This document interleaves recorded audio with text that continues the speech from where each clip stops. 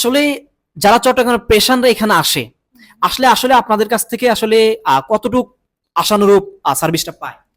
চট্টগ্রামের মানুষ আসলে, যেটা আমরা সবাই জানি, চট্টগ্রামের ভাষাটা একটু ডিফারেন্ট, যেটা সব বাংলাদেশের মানুষের অন্যান্য ডিফারেন্ট অন্যান্য ডিস্ট্রিক্টের মানুষের জন্য বুঝতে একটু অসুবিধা হয়ে যায় চট্টগ্রামের যেটা লোকাল ল্যাঙ্গুয়েজ।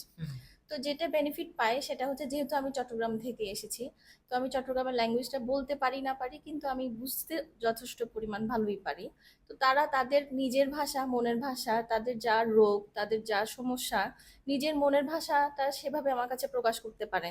যেটাতে আমি মনে করি যেখানে একটা পেশেন্ট তার মনের ভাষাটা মনের মতো করে প্রকাশ করতে পারে, সেখানেই কিন্তু তার 50% তার কিওর সে রাইট, অনুভব করে। রাইট। এরপরে বাকিটা সে আমার কথা শুনে যেটা বুঝে।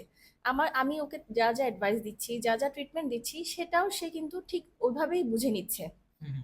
যেটা একটা অন্য দেশি ডাক্তারের কাছে গেলে সে বুঝতে পারলাম। হয়তোবা